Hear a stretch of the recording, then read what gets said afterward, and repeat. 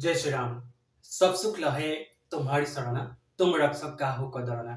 यानी जब हनुमान जी स्वयं रक्षक है तो फिर आपको किसी भी विषय को लेकर चिंता करने की आवश्यकता नहीं है। जब आपने सब कुछ हनुमान जी के शरण में समर्पित कर दिया है, अगर आप हनुमान जी की भक्ति कर रहा है तो फिर आपको बिल्कुल चिंता करने की आवश्यकता नहीं है, क्योंकि हनुमान जी स्वयं आपका हर कार्य संभालने लगते हैं।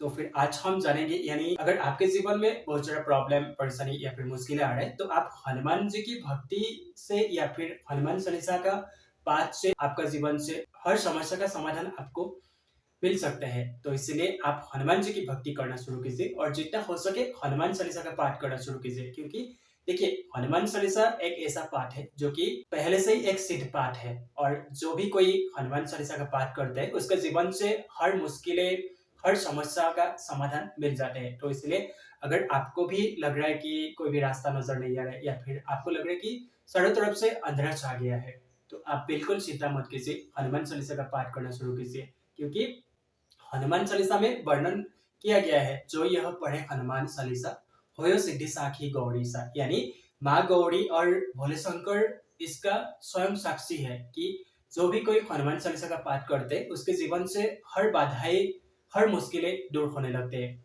तो इसलिए अगर आपको भी लग रहा है कि जीवन में बहुत ज्यादा संकट है, आपको लग रहा है कि बहुत ज्यादा अंधेरा छा गया है जीवन में, कुछ भी हमें रास्ता नजर नहीं आ रहा है, कुछ भी रास्ता हमें दिखाई नहीं दे रहा है, तो आप संकल्प लेकर के हनुमान चालीसा का पाठ कर सकते हैं। जैसे संकल्प लेने के लिए आपको सबसे पहले, जैसे अगर आपके घर में हनुमान जी है तो फिर ठीक है, क्योंकि देखिए हनुमान जी तो सबके घर में रहता ही है। अगर नहीं है तो आप किसी भी मार्केट में जाके हनुमान जी का एक चित्र लेके आइए, नहीं तो एक छोटा सा जो विग्रह है, यानी 9 इंच से थोड़ा छोटा होना चाहिए, जो हनुमान जी का विग्रह है वो लेकर आइए। और साथ में अगर राम जी का दरबार है तो फिर ठीक है, अगर नहीं तो जैसे हनुमान जी का चित्र है उस चित्र में राम जी, माँ सीता जैसे सब होते हैं ना, राम दरबार, तो ऐसे भी चलेगा। तो आप लेके आइए और फिर उसके बाद आपको जैसे एक चौकी चाहिए हनुमान जी के लिए, और उसके साथ आपको लाल आसन चाहिए। जैसे आप लाल आसन बिछा लिया सबसे पहले, और उसके बाद आपको गंगा जल छिड़क के फिर आपको हनुमान जी का जो चित्र है या फिर जो भी हनुमान जी का विग्रह है उस विग्रह को, इस चित्र को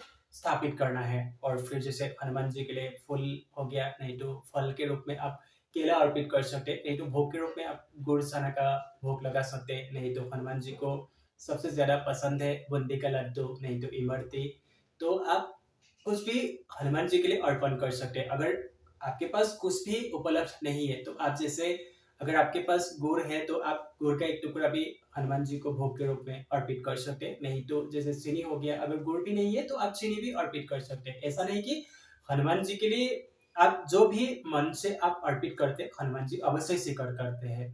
तो इसलिए आप, आपके पास जो भी उपलब्ध है आप वो भोग के रूप में अर्पित कीजिए। और फिर जैसे हनुमान जी को फूल अर्पित कीजिए, और फिर जैसे धूप दीप कर लिया। अगर आपके पास सामेली ऑयल है तो फिर ठीक है, सामेली का ऑयल का आप दिया जला सकते हैं, नहीं तो सरसों का ऑयल का भी आप दिया जला सकते हैं। क्योंकि अगर मेरा पर्सनल अनुभव आपको जानना है तो फिर देखिए, मैं तो बोलूंगा आप सरसों का तेल भी यूज कर सकते हैं, क्योंकि मैं तो सरसों का तेल ही यूज करता हूँ। तो इसलिए आप भी मन में कोई शंका ना रखे कि हमें सामेली का तेल यूज करना है, ऐसा कोई नहीं है। आपके पास जो उपलब्ध है आप वही यूज कीजिए। जैसे आप दिया जला लिया, फिर उसके बाद आप धूप कर लिया हनुमान जी के सामने, और फिर आपको सबसे पहले गणपति जी को वंदना करना है। जैसे ओम गण गणपति नमः, इस मंत्र का आपका मर्जी, आप जितने बार कर सकते हैं, जैसे 11 बार कर सकते हैं, 21 बार कर सकते हैं, नहीं तो एक माला भी कर सकते हैं। जैसे एक माला में 108 बार होते हैं, तो आप कर सकते हैं। उसके बाद आपको सबसे पहले श्री राम जी को आवाहन करना पड़ेगा, क्योंकि देखिए अगर आप हनुमान जी की भक्ति करें तो फिर श्री राम जी को आवाहन करना बहुत जरूरी है। तो इसलिए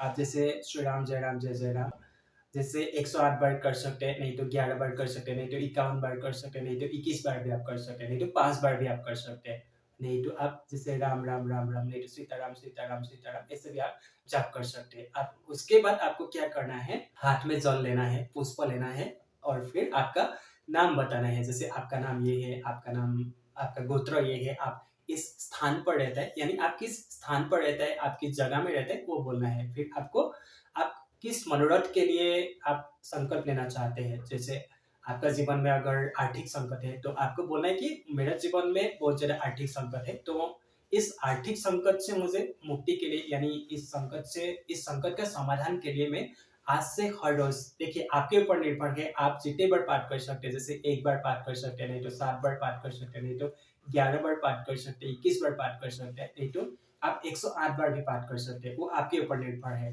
तो आप उस जल को फिर जैसे बोलना है कि मेरे जीवन में ये संकट है, ये प्रॉब्लम है, ये समस्या है, उस समस्या का समाधान के लिए मैं आज से हर रोज में 7 बार या फिर 11 बार मैं पाठ करने जा रहा हूँ। तो सब कुछ आपके शरण में समर्पित कर रहा हूँ, बस आप संभाल लेना सब कुछ। ऐसे बोल करके आप उस जल को हनुमान जी के शरण में समर्पित कर देना है। और फिर आप जैसे आप अगर 11 बार का संकल्प लिया है तो आप उस पाठ को कीजिए। फिर जैसे आपका पाठ खत्म होगा ना, तो आप एक छोटा पात्र में सामने जल भर करके रख लीजिए। और फिर जैसे पाठ आपका खत्म होगा, जैसे आप 11 बार पाठ 11 पाठ का आप संकल्प करें, तो 11 पाठ खत्म होने के बाद उस जल को 3 बार फूंक मारिए। और फिर जैसे पाठ खत्म होने के बाद फिर आपको राम नाम जाप करना है, जैसे श्री राम जय राम जय जय राम, या फिर राम राम राम राम, या फिर सीताराम सीताराम, ऐसे आप जाप कर लीजिए। और फिर उसके बाद क्या करना है, आपको आरती करना है। आरती करने के बाद आपको उस जल को, जो जल आपने 3 बार फूंक मारा था, उस जल को आप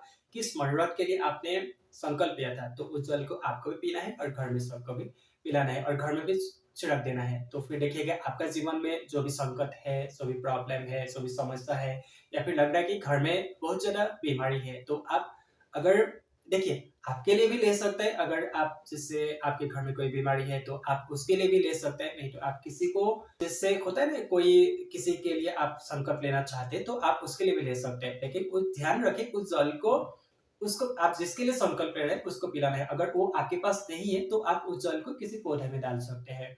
तो ऐसे करके आप संकल्प लीजिए और फिर देखिए आपका हर समस्या का समाधान आपको अवश्य ही मिल जाएगा। और ऐसा नहीं कि आप जैसे संकल्प ले रहे हैं उस दौरान आप कुछ गलत विचार मन में रख रहे हैं, नहीं तो मन में बहुत ज्यादा शंका रख रहे हैं, मन में बहुत ज्यादा डाउट रख रहे हैं कि हम संकल्प ले रहे हो, हमारा कार्य पूरा होगा या फिर नहीं होगा। ऐसे अगर आप मन में शंका डाउट रखेंगे ना, तो फिर आपका कोई भी कार्य नहीं बनेगा। इसलिए संकल्प से पहले ये जानना बहुत आवश्यक है कि जैसे मन में कोई शंका ना रखे, कोई गलत विचार ना रखे, या फिर जैसे होता है ना आप तामसिक भोजन ग्रहण ना करें, जैसे नॉनवेज वगैरह हो गया, ड्रिंक्स वगैरह हो गया, तो ये सब चीजों से दूर रहे और नाखून बाल नहीं करता है। जैसे आपको, जैसे आप 7 दिन का संकल्प ले रहे हैं, नहीं तो 11 दिन का संकल्प ले रहे हैं, नहीं तो 21 दिन का संकल्प ले रहे हैं, उस दौरान आपको ना ही नाखून काटना है, ना ही बाल काटना है, और ना ही तामसिक भोजन आपको ग्रहण करना है। इसका विशेष ध्यान रखें। और विश्वास बहुत जरूरी है। अगर आपके अंदर विश्वास है तो फिर हर कार्य बनने लगेगा, क्योंकि मेरा पर्सनल अनुभव से मैं आपके साथ शेयर कर रहा हूँ। तो इसलिए इस बात का विशेष ध्यान रखें और फिर आप संकल्प लेना शुरू कीजिए, और फिर देखिएगा आपका हर कार्य संभव होने लगेगा। तो फिर चलिए, यानी हमने सोचा क्यों ना आज इस विषय में बात की जाए, जो कि हर भक्त का मुझे ईमेल आ रहा था कि भैया हनुमान चालीसा हम कैसे पाठ करूं, कैसे संकल्प लिया जाए, तो इस विषय में कुछ हमें बताइए। तो मैंने सोचा आज इस विषय में बात की जाए। अगर आपको जानकारी अच्छा लगा तो फिर वीडियो को लाइक, कमेंट, शेयर, और साथ में अगर नया हो तो फिर चैनल को भी सब्सक्राइब जरूर कीजिए, ताकि मुझे भी मोटिवेट मिले, लाइक हनुमान जी से जुड़ा कोई अनुभव, या फिर हनुमान जी से जुड़ा कोई उपाय, या फिर मेरा पर्सनल लाइफ से जुड़ा कोई अनुभव आपके साथ शेयर कर पाऊँ। तो फिर चलिए वीडियो यहाँ पे एंड करते हैं। यानी हमारा हनुमान जी, हमारा बजरंगबली दादा आप सभी के ऊपर ढेर सारा कृपा बरसे, सब लोग खुश रहे, सब लोग जीवन में आगे बढ़े। तो फिर मिलते हैं नेक्स्ट वीडियो में, तब तक के लिए जय श्री राम, जय हनुमान।